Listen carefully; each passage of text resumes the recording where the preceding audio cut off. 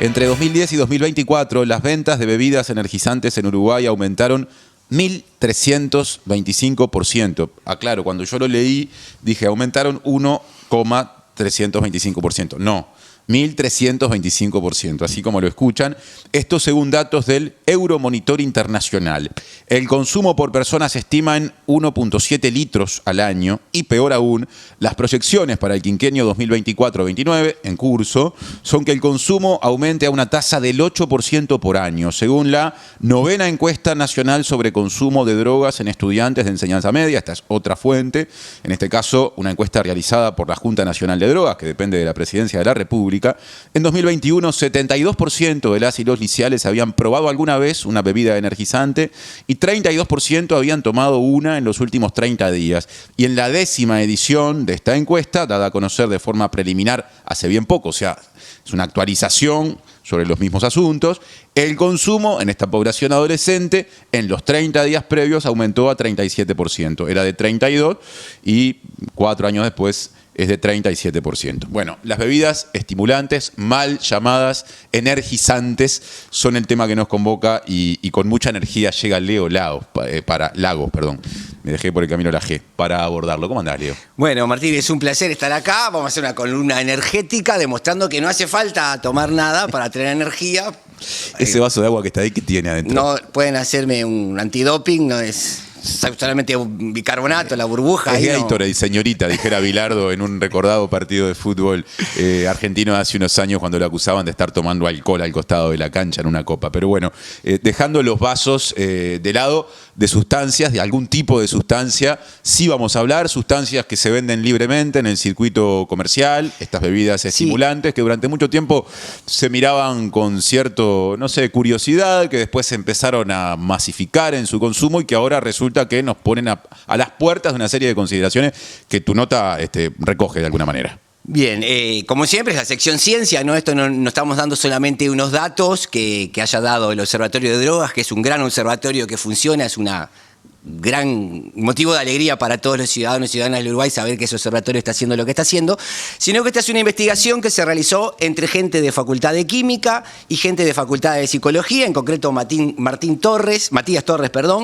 que es como el estudiante que estaba haciendo su tesis de grado, que es el que agarró el tema de los energizantes, Gastón Ares de Facultad de Química, Lucía Antunes y Gabriela Fernández Teodoluz de la Facultad de Psicología, esta última.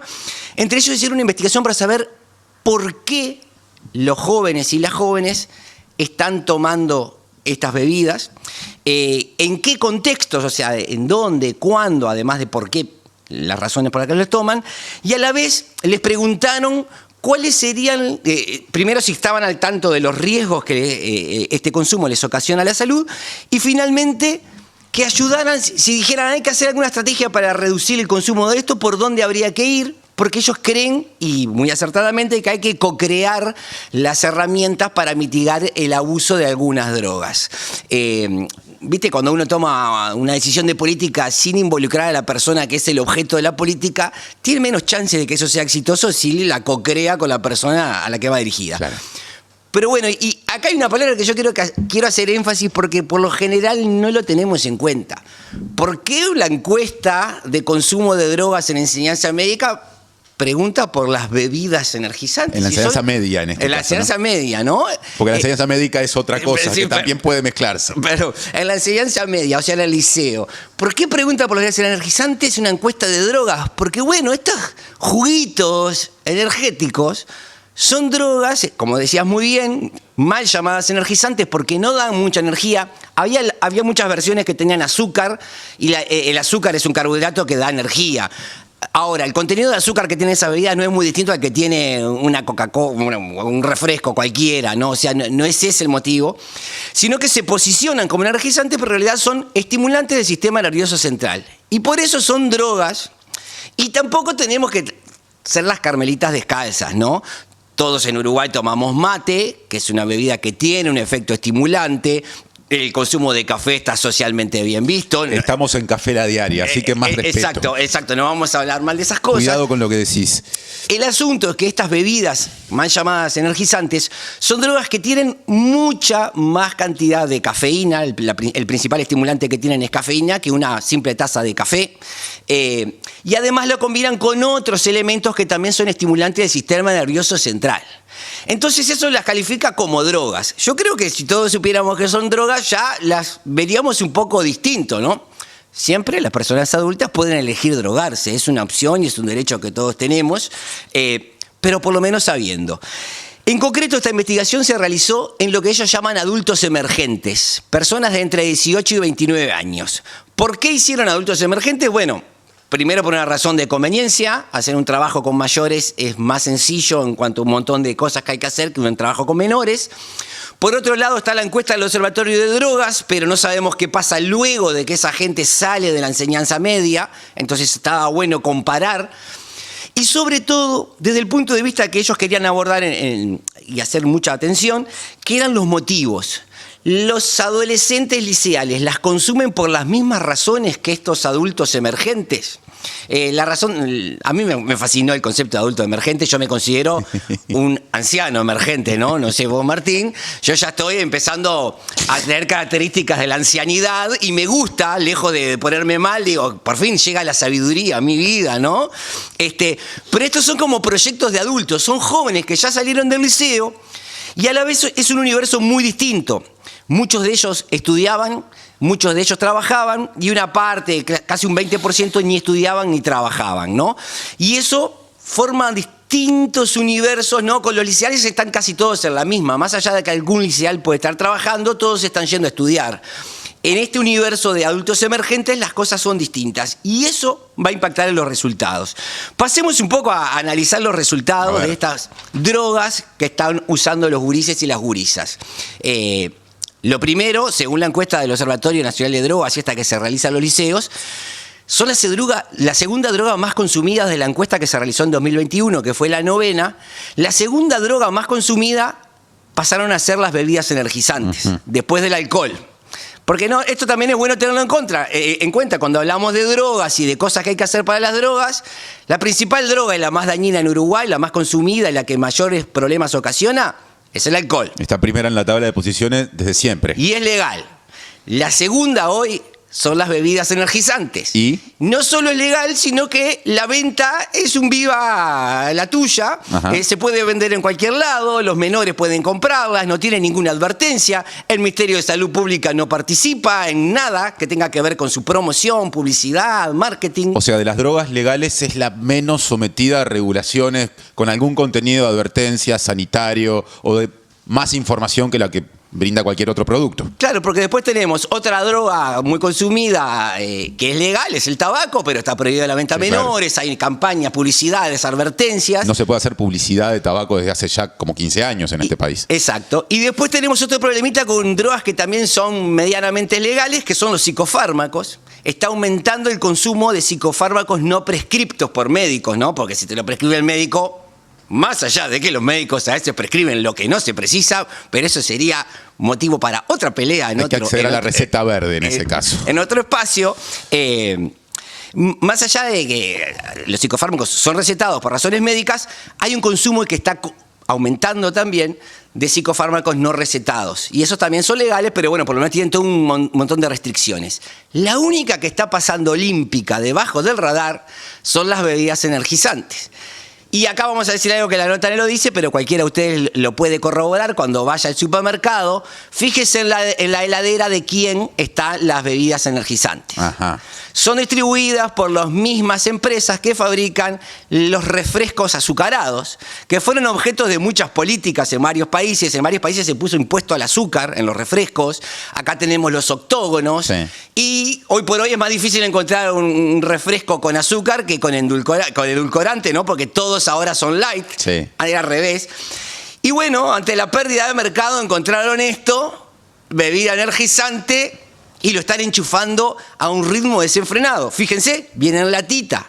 La industria de la cerveza también estudió que la latita se vende mucho, no hay botellita de litro de bebida energizante.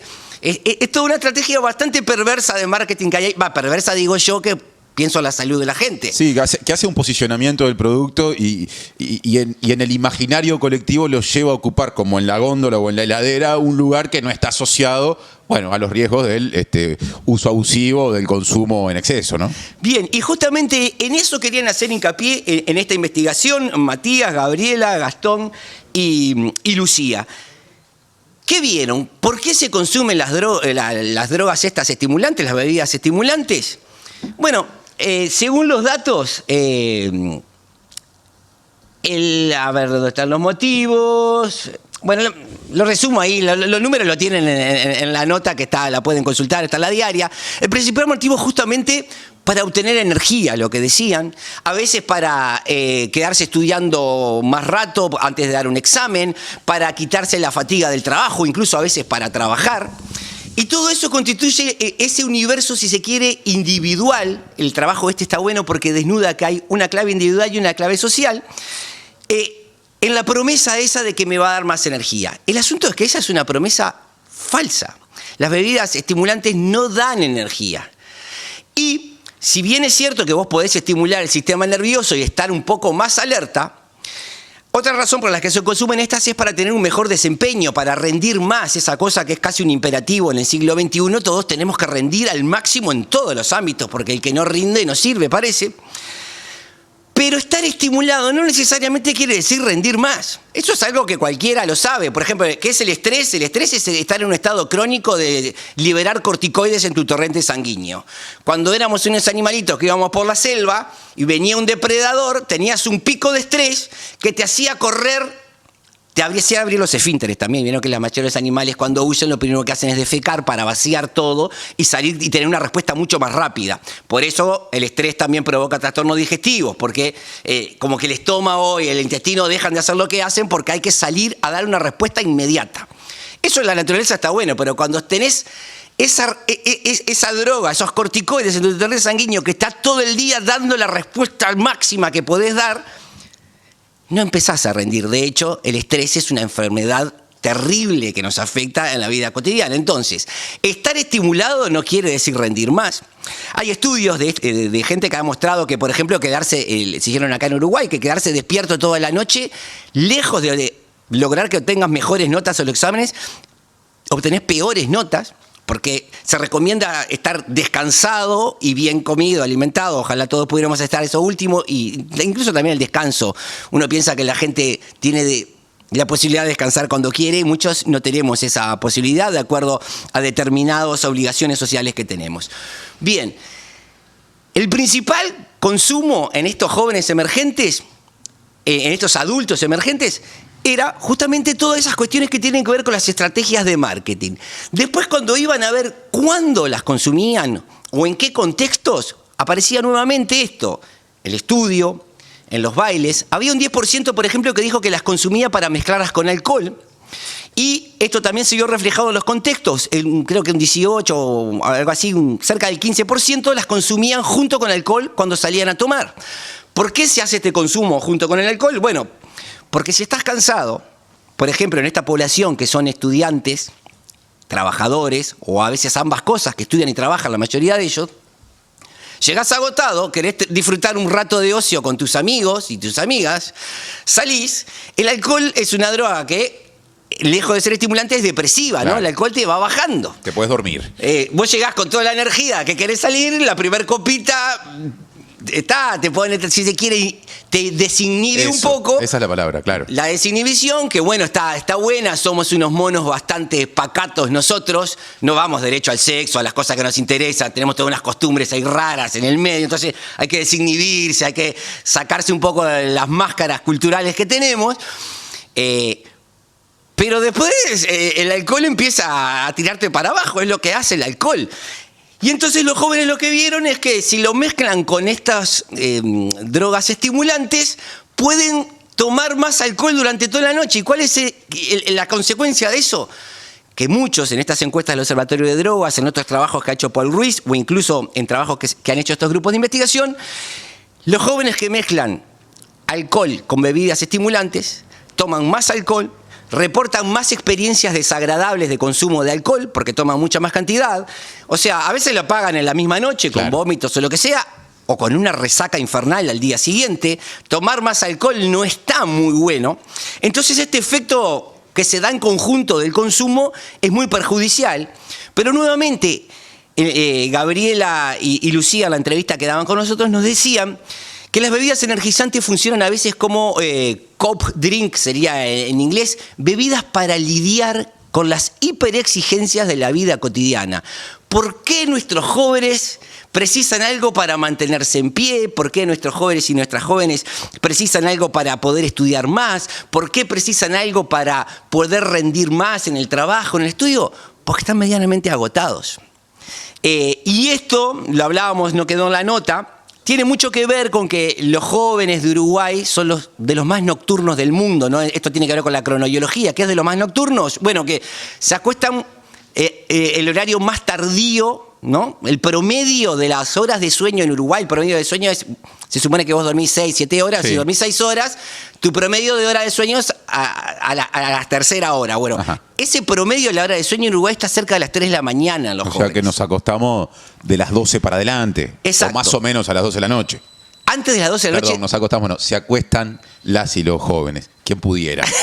Bueno, pero sí, somos de comer tarde. Es raro una casa que se cene, cuando se cena, antes de las 9 de la noche, ¿no? Pero vos que sos un anciano temprano, no era así hace 30 años. Yo tengo la impresión de que eso se ha ido moviendo. Se ha ido moviendo. La tele en algún momento, el corrimiento de los programas, cuando la tele era un ordenador de la vida familiar, creo que nos fue tirando hacia más tarde. Y ahora son otras cosas, pienso en todo, todo esto y quién sabe qué más, pero y también algunas costumbres nuestras que tenemos, porque la tele está en todos lados, pero si vos vas a los países europeos, ya a las 5, 5 y media ya están hablando de la cena. Y uno los mira como diciendo, no, pero sí, claro. ¿Qué está pasando acá? ¿No? Sobre todo en la lógica inglesa, ¿no? Exacto, sí, pero también pasa en otras culturas, que también tienen televisión, así que no es solamente eso. Acá en el Río de la Plata tenemos algo importante, porque en Argentina pasa algo similar. A veces en España se manifiesta algo parecido, así que capaz que tiene algo que ver con esta idiosincrasia. Lo latino. Latina. Bueno, pero lo que te decía, nuestros jóvenes que son de acostarse tarde, y este es otro dato muy relevante de este trabajo, se vio que si estudiabas y trabajabas, tenías más chances de haber consumido energizantes que si solo estudiabas o solo trabajabas, y a la vez, si estudiabas o trabajabas, tenía casi como un 200% más de probabilidades de haber consumido bebidas energizantes que si no estabas ni estudiando ni trabajando. Por eso son bebidas para lidiar con las hiperexigencias. Claro. Si vos estudiás y trabajás, quiere decir que una de esas dos cosas las haces muy temprano de la mañana, ¿no? Y si te estás acostando después de las 12 de la noche, con suerte, y a las 7 de la mañana tenés que estar o trabajando o pareciendo que estás entendiendo algo de lo que te está diciendo un profesor delante tuyo, esas son las claves sociales que están detrás, ¿no? Hay todas unas razones individuales, que es rendir más y no sé cuánto, y las claves sociales. Otra cosa interesante que ve este trabajo es que hay una especie de sesgo de género. Ser mujer en este trabajo hay una forma, ¿no? Que cuando se trata con datos, que son aplicar regresiones, ver cuáles de las variables explican más las variaciones observadas en los datos. Al hacer las regresiones veían que ser mujer disminuía en un 80 y algo % las probabilidades de haber tomado bebidas energizantes alguna vez en la vida, y más de un 40% en haberlas tomado los últimos 30 días. Eso es lo que está indicando es que habría un consumo un poco más masculinizado de estas bebidas. Y eso lo conversábamos con Lucía y con Gabriela, bueno, tiene un poco que ver con el posicionamiento que han tenido estas bebidas en sus campañas de marketing. Están asociadas a los deportes extremos. Hay una de estas marcas, que no es la más consumida en Uruguay, pero que auspicia Fórmula 1, carreras de lanchas, de acrobacias aéreas. Hay otra que sí está siendo muy consumida acá en Uruguay, que se asocia a las artes marciales mixtas, que están muy de moda ahora, los deportes de combate. Hay otra que, ellas nos decían, en Canadá, por ejemplo, está prohibido que estas marcas estén asociadas a actividades deportivas. Y en el medio de la nota, Lucía cuenta que en Uruguay, Lauf tiene un sponsor oficial, que es la bebida Speed, que se vende como el energizante de la Celeste. Y ahí vemos parte del problema que tenemos, ¿no? El marketing está totalmente desregulado. Ya les digo, es una droga y es una droga que se ha demostrado que causa efectos dañinos para la salud. Y sin embargo, la asociamos con el deporte, que está esa asociación implícita, no hace falta que lo digan, el deporte es salud, ¿no? Si está asociado a la Celeste, deportistas de alto rendimiento, los mejores orientales, y podríamos exagerar, si Speed se asocia a eso, es como que hiciéramos, no sé, anfetaminas de la Celeste, o pasta base de la Celeste, o Marcet, auspiciante oficial de la Celeste. Bueno, Marcet tuvo mucho que ver con el fútbol, y el fútbol y el narcotráfico siempre tuvieron mucho que ver. Capaz que esa idea les gusta a la AUF, ahora que están en licitaciones. No demos ideas. No sé si hay un pliego para drogas, para publicitar drogas para la AUF, Alonso y sus amigos capaz que están pensando. Pero bueno, lo que se vio entonces es que las mujeres consumían un poco menos. Lucía nos decía algo. ¿Esto quiere decir que esto no sea un problema para las mujeres? No, las mujeres también tienen alta prevalencia del consumo de bebidas energizantes. Ahora, llama la atención esto. Las drogas energizantes, tanto en este trabajo como en las encuestas realizadas en los liceos, son la única droga que hoy nuestros jóvenes están consumiendo más que las jóvenes. Las mujeres liceales consumen más alcohol, más tabaco, más marihuana, más psicofármacos que los varones. Eso es algo raro porque por lo general los varones están asociados a tomar más conductas de riesgo. Claro. Ellas me comentaban esto, es bastante sorpresivo este resultado. Y eso pasa con todas las drogas, menos con los energizantes. Algo hay ahí. O sea que consumo creciente y masculinizado. Masculinizado en personas que estudian y trabajan en esta población, por lo menos, ¿no? Que tienen que lidiar con ciertas expectativas. Y después, para ir cerrando, ¿no? Porque Lucía va a querer hablar del futuro y si yo sigo hablando, va a hablar del pasado, ¿no? Porque aparte, se va a ir el programa y no va a poder hablar de nada. Lucas Silva, nuestro director, ya se paró ahí al costado de la puerta y me miró enarcando las cejas, como diciendo... Sí, creo que fue cuando hablaste siempre fue amigo de algunas ideas de marketing que recién siempre fue amigo de la autoridad. Lo que pasa es que él está trabajando en un libro sobre narcotráfico, capaz que tiene un capítulo sobre bebidas energizantes y la AUF. Mal yo que te quise encauzar y en realidad te levanté un centro hablando de fútbol. Pero bueno, para cerrar decías. Para cerrar, un dato relevante. Les preguntaron a estos adultos emergentes si estaban al tanto de que estas drogas estimulantes producían efectos perjudiciales a la salud. Más de un 80% dijo que sí. Más allá de que después esos datos se desglosan y la mayoría, el principal efecto que citaban son los efectos más evidentes como taquicardia, presión arterial, y no citaban otros daños ya reportados que son graves y más a largo plazo, el 80% decía que conocía los riesgos, pero el 80% las había probado. Y cuando eso se ata a la última pregunta de este trabajo, que era ¿cómo habría que pensar estrategias para reducir este consumo?, un 80% decía que había que hacer campañas de llevar la información a la gente para conocer los riesgos. Y acá hay como una cierta disonancia o algo paradójico. 80% dice que sabe que ocasionan daños a la salud, 80% las ha probado, y 80% dice que lo que hace falta es más información. Ajá. Y esto se ha visto en muchísimas ocasiones en distintos contextos. Gabriela Fernández Teodoluz había hecho, por ejemplo, un trabajo con adolescentes y el uso del preservativo, donde la conclusión a la que se había llegado es que la información sola por sí no es suficiente.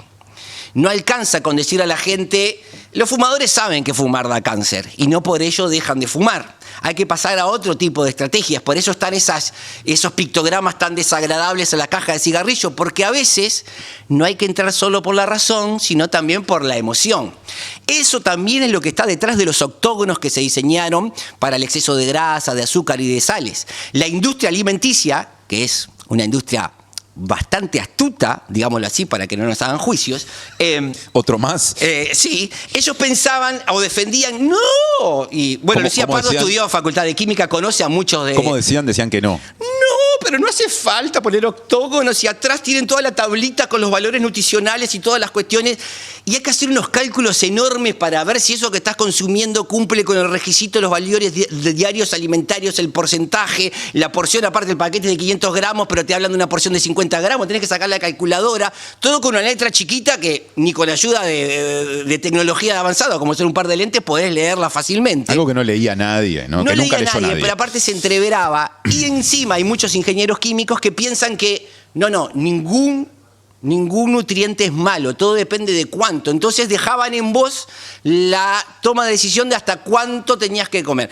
Los octógonos que vinieron a hacer, a mostrar con una señal que se estudió en la Facultad de Psicología, en el Centro de Investigaciones de Psicología Básica, el CIPSI, vos al ver el octógono ya sabés que ahí hay algo que no está bueno. No tenés que pensarlo, no tenés que razonarlo, no tenés que agarrar la calculadora. Sí, sintetiza una serie de ideas. Si tengo 2 paquetes de galletitas en una góndola y uno dice exceso de grasas saturadas y otro no, ¿cuál voy a agarrar? Y si salen lo mismo, ¿no? Salvo que el más saludable salga 300 pesos más, voy a agarrar el que tiene menos octógono. Ahí mencionaste un problemilla que a veces emerge, pero eso lo dejamos para otro momento.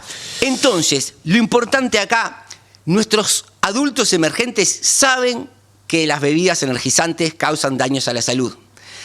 Y la principal conclusión de este trabajo, que el motivo es dar evidencia para tomar políticas de salud pública informadas, es que solo con decir que las bebidas energizantes son dañinas no alcanza. Hay que atacar, como ellos dicen, una campaña multimodal o multifacética. Hay que atacar las falsas promesas que hacen estos productos, que están detrás de sus posicionamientos de marketing. Hay que atacar los puntos de venta, hay que atacar la publicidad y tal vez, como dijo un 4%, habría que pensar en prohibir el consumo para menores. Cuando terminábamos la nota, Gabriela decía, por lo menos hoy el tema de las bebidas energizantes o drogas estimulantes está en la agenda de la gente. El problema es que las bebidas energizantes hoy están en cualquier chiringuito, en cualquier kiosco, en cualquier lado, y eso hace unos 8 años no pasaba. Hay un 8% de incremento anual estimado de las ventas y una estrategia muy agresiva de las principales distribuidoras de refrescos de nuestro país, que en algunos casos también fabrican las cervezas. Y así vamos. Si queremos hacer algo por la salud, acá hay datos y ciencia valiosa para hacerlo. Muchas gracias, Leo. Muy interesante la nota. Tema que está planteado y que seguramente más adelante volvamos a encarar, capaz que con algunas personas que hoy desde ámbitos de gobierno y también académicos lo están trabajando. Así que hasta la próxima. Hasta la próxima.